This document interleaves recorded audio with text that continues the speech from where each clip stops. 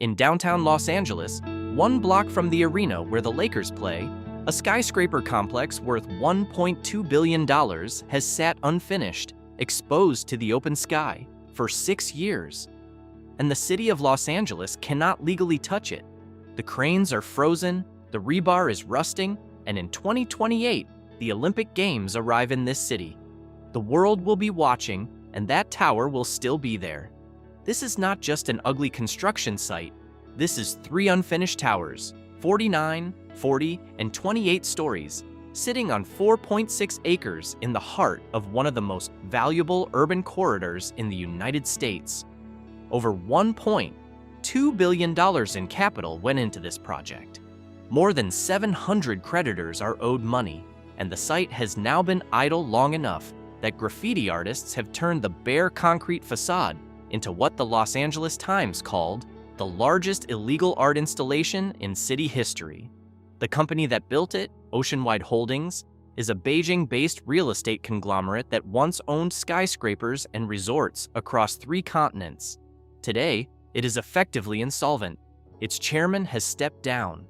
Its stock is worth almost nothing, and its Los Angeles flagship, meant to be a symbol of Chinese global investment, has become instead a symbol of everything that can go wrong when foreign capital meets American real estate, and a government on the other side of the world pulls the plug. So, how did we get here? To understand Oceanwide Plaza, you have to understand the world it was born into. The year is 2013. Chinese foreign direct investment into the United States is at an all-time high. Chinese developers are arriving in New York, San Francisco, and Los Angeles with capital that American developers can only dream about. They are not coming to buy single buildings. They are coming to reshape entire city blocks. Oceanwide Holdings, at that time, was one of the most aggressive players in this wave. Founded by billionaire Lu Zhiqiang, the company had built its fortune on Chinese domestic real estate, enormous residential and commercial developments across Beijing, Shanghai, and Wuhan. By 2013, the company had roughly 130 billion yuan in assets. That is around $18 billion. They were not a small player. They were a machine. In 2013, Oceanwide paid $150 million to acquire a prime 4.6-acre site in South Park, downtown Los Angeles, directly across the street from what was then called Staples Center and would later become Crypto.com Arena. The location was almost absurdly good. You could throw a baseball from the front door of the arena to the front door of this development. The plan was to build Oceanwide Plaza, a mixed-use mega project with 504 luxury condominiums, 184 hotel rooms under the Park Hyatt brand, 166,000 square feet of retail, and 3 towers reaching 49, 40, and 28 stories, respectively. Total estimated cost was $1 billion. Total ambition was maximum. The project was formally announced in 2015, and the promises were enormous. Los Angeles Mayor Eric Garcetti attended events celebrating the groundbreaking. Local officials called it a catalyst for downtown's continued transformation. The developer promoted it as an example of what Chinese capital could achieve on American soil. And, for a while, it looked like they might actually be right. Construction began in earnest in 2016. The concrete started rising. Cranes appeared on the skyline. By 2018, the 3 towers were beginning to take structural shape. An architectural rendering circulated showing a sleek glass complex with illuminated retail at street level, rooftop amenities, and the kind of finishes you see in $5 million condos.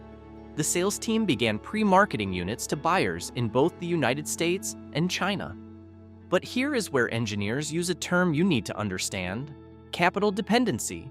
A project of this scale is not funded like a normal house purchase, in a lump sum upfront.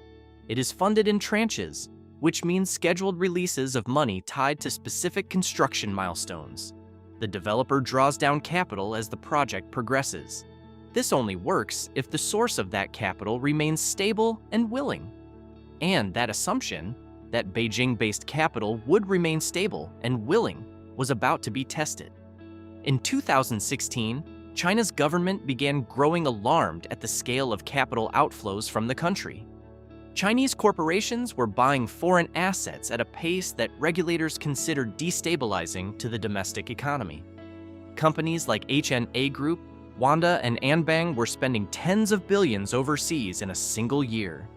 The Chinese government's response was a series of increasingly strict capital controls, regulations that made it dramatically harder for companies like Oceanwide to move money out of China and into foreign construction projects.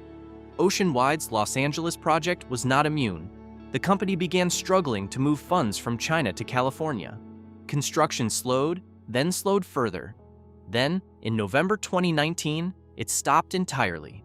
At that point, the towers were structurally framed, but nowhere near finished. There was no facade on most of the upper floors. There were no interior finishes. The Park Hyatt hotel deal was intact on paper, but not on steel.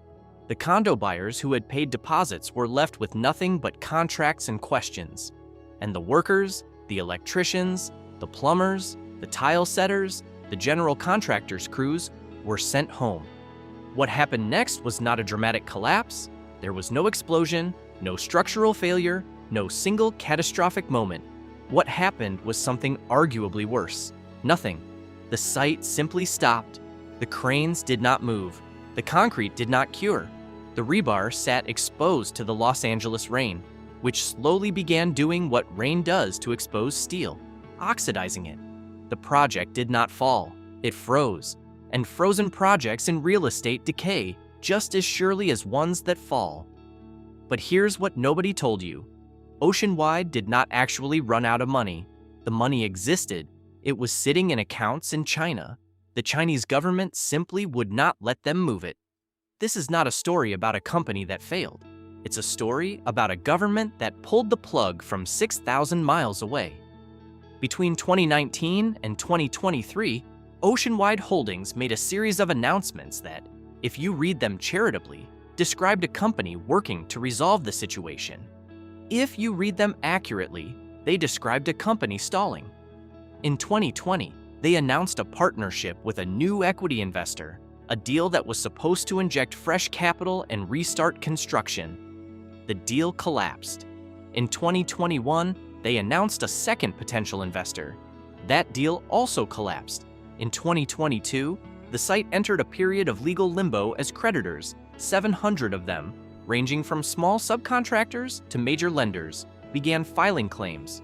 The general contractor, Lend-Lease, which had done significant work on the project, was owed tens of millions and pulled off the site entirely. The human cost was immediate and diffuse. The construction workers who had been employed on the project, many of them union laborers, were simply out of work. The small subcontractors, including the concrete finishers, the glaziers, and the mechanical contractors, found themselves holding invoices that were not being paid and contracts that were now in dispute. Some went out of business. Some filed liens against the property. The pile of liens grew until it exceeded $130 million. That is $130 million owed to creditors who had done the work and were waiting, in many cases for years, to be paid. And the condo buyers, roughly 400 people, had signed purchase agreements, some with substantial deposits. These were buyers in Los Angeles and in China who had been sold on the vision of living in a Park Hyatt branded luxury tower 1 block from an NBA arena. The California Department of Real Estate has rules designed to protect buyers in exactly this situation: funds held in escrow and restrictions on developer withdrawal. But enforcing those rules against a Chinese company in partial insolvency from across the Pacific is a considerably more complex legal exercise than the regulations anticipated. The regulatory failure here was structural. The city of Los Angeles had no mechanism to compel a foreign landowner to complete or demolish a stalled private development. The building was not unsafe in the traditional sense. It was structurally sound, just unfinished, so the city could issue notices of violation for blight, for graffiti, and for the cosmetic condition of the site. But it could not simply step in and take the building. Private property rights, even for abandoned foreign-owned mega projects, are robust in the United States, and Oceanwide was not going to voluntarily give anything up. This is not an isolated problem.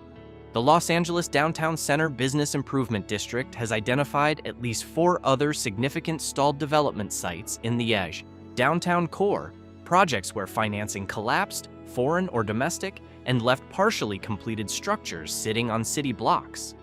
Oceanwide Plaza is by far the largest and most visible, but it is not the only one.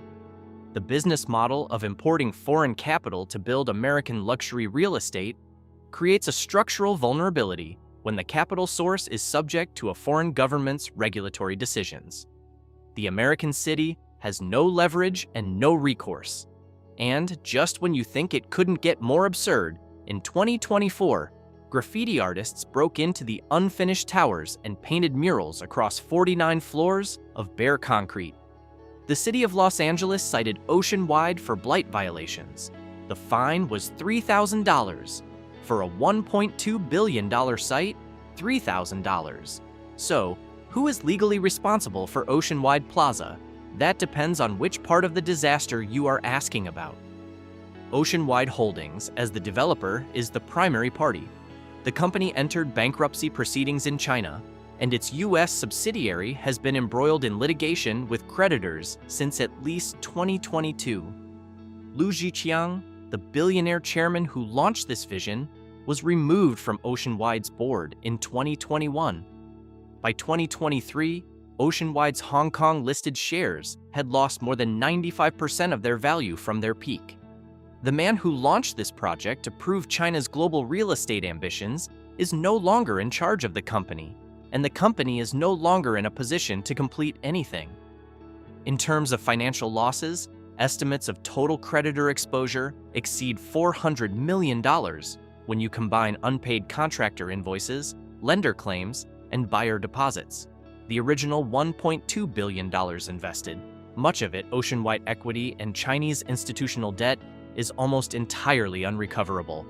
There is no scenario in which Oceanwide recoups its investment. What should have been done differently? That is a question engineers and urban planners have been asking since 2020. The professional consensus is clear. The city of Los Angeles should have required a completion bond, a financial instrument held by a third party that guarantees project completion or funds demolition if the developer defaults. This is standard practice in some jurisdictions and entirely absent in others. Los Angeles did not require one. If it had, a domestic bonding company would have stepped in when Oceanwide stopped paying, and the site would either be under construction today or cleared. Instead, the city has spent 4 years holding press conferences expressing concern. As of early 2025, the site is in bankruptcy auction proceedings in the United States. Bids have been solicited, deadlines have been announced, and then extended again. The Los Angeles City Council has passed resolutions urging expedited resolution. Those resolutions are not legally enforceable against a private bankruptcy proceeding. The graffiti is still there. The cranes are still there. The 2028 Olympics are coming. When the International Olympic Committee awarded the 2028 Games to Los Angeles, the organizing committee produced renderings of a transformed downtown, gleaming venues, revitalized streets, global eyes on a world-class city. Not one of those renderings included a 49-story unfinished concrete tower covered in unauthorized murals, 1 block from the main arena. City officials have privately and publicly acknowledged that Oceanwide Plaza is an embarrassment they cannot resolve by will alone. They need either a buyer or a court order, and so far, they have neither. Before I tell you how this ends, there is one detail about the 2024 auction that changes the entire picture of what Los Angeles actually faces and why the city may be looking at a completion deadline that is physically impossible to meet. In late 2023 and into 2024, Oceanwide Plaza went to bankruptcy auction.